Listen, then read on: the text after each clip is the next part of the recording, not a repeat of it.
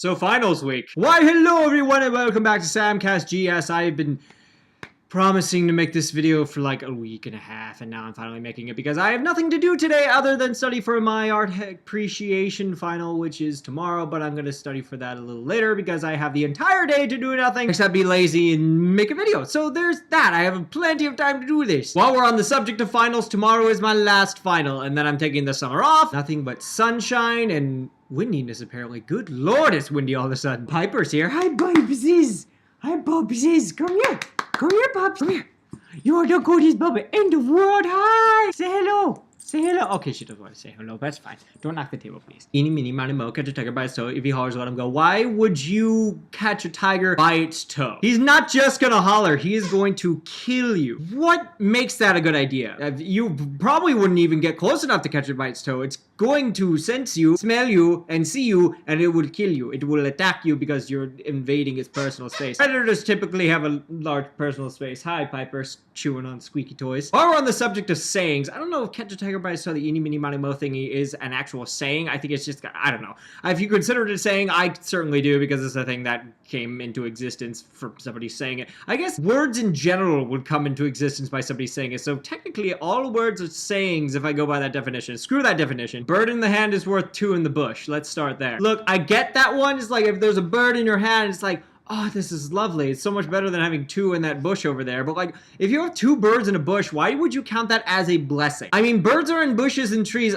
all the time. That's kind of where they live. It's where they build their nests and such. Also, why is this specifically two in the bush? I mean, like, I guess it's like a couple of birds. Like, typically there's a couple and they build a nest in the bush and they're having babies. But the thing is, after the babies hatch, there's more than two birds in that bush. And why is it that those two birds are not as important as this bird in your hand? Just because you have the bird in your hand doesn't make him more important than those birds. Those birds are making progress in the species. This bird's doing nothing. It's being lazy in your hand. My hair's a little crazy because I just got out of the shower, so it's going to be a little all over the place, and I'm going to be messing with it.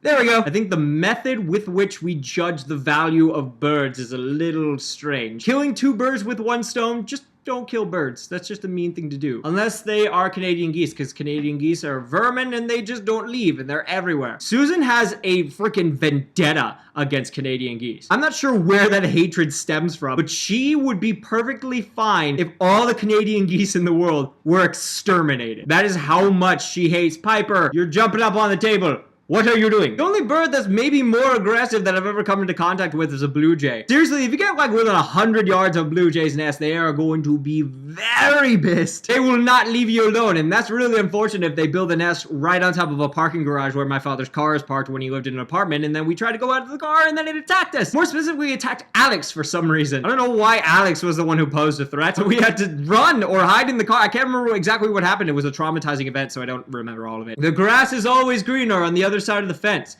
Take care of your lawn then. You can't just keep being jealous of their grass. You have to take care of your lawn. Then you can brag about how the grass is greener on your side of the fence, and then they can be like, oh, the grass is greener over there. It's on the other side of the fence. That just makes it seem like you're bad at lawn management. If you want your grass to be greener, take care of it. Fertilize it a little bit. Maybe spray some dandelion killer on the dandelions in your yard so it's not so much more yellow than on the other side of the fence. While on the subject of dandelions, why, as children, did our parents let us pick up the fluffified dandelions and blow them into the air? We were spreading chaos. That's why the grass is greener on the other side of the fence, because we blew freaking dandelion seeds all over our yard. Healthy as a horse. When a horse is healthy, it's pretty much just as healthy as any other healthy animal. I don't know if that has something to do with that fact that if a horse is unhealthy, then we kill it, or at least race horses. But healthy as a horse, that's just kind of like healthy as a human being. But not all humans are healthy. Not all horses are healthy. So why would you specify the horse as the one thing, the one creature that is healthiest when it is healthy? A picture is worth 1,000 words. Only if you know a lot of words to describe that one picture. 1,000 is a lot. And even if you did have 1,000 words to describe a picture, you'd be talking about that picture for a very long time. Well past the point where everyone has moved on to another part of the conversation. Or another photograph, and that's another 1,000 words you have to come up with. Very important one to address is the birds and the bees. Why would you pair those two together? Birds and bees don't even have a symbiotic relationship. Birds sometimes eat bees. The bees make a little more sense because they pollinate flowers and go from flower to flower, but then that kind of promotes polygamy, and I'm really not into that. By the way, if you can hear a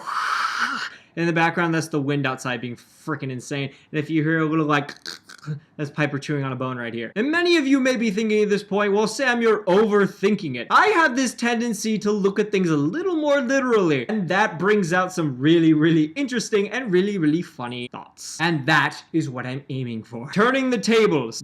The table is just facing the other way. You're both on one end of the table. I don't understand how that gives you an advantage. If one end of the table is on fire, then yeah, but why would you do that? Why don't you just put out the fire? Why don't you be like, hey, you can deal with this? Also, there's a lot of effort involved in turning a table around. Usually it takes the participation of 2 people. And if it doesn't, it takes a little bit. And by the time you actually got it around, that person's like, oh, you're turning the flaming side of the table toward me. Why would you do such a thing? I'm leaving. So by that time, the entire table's on fire, and the guy that you're trying to turn the tables on is left. Jump the shark. You should never jump a shark. This kind of goes back to catching a tiger by its toe. You invade the shark's personal space, it'll probably turn on you. You're also in water. Jumping is physically impossible. We need to be nicer to sharks. Sharks get such a bad rap, and it doesn't make sense to me. When somebody gets killed by an animal, you blame the stupid person who went near that dangerous animal. Yet when a shark attacks a person, not even out of evil, just out of, I wonder what that is. It kind of looks like food. And then they bite and they swim away. I understand that the shark bit them, but it's because you look like food, or you got really close to that shark and started irritating it. If you're going to swim in the ocean, be aware that other things live there. I've been talking for a ridiculous amount of time, so thanks for tuning in. Feel free to subscribe. There's a link to my channel in the description as always. There's also a link to my Facebook page. You should check that out too. Also, I'm planning on recording some more Let's Play videos because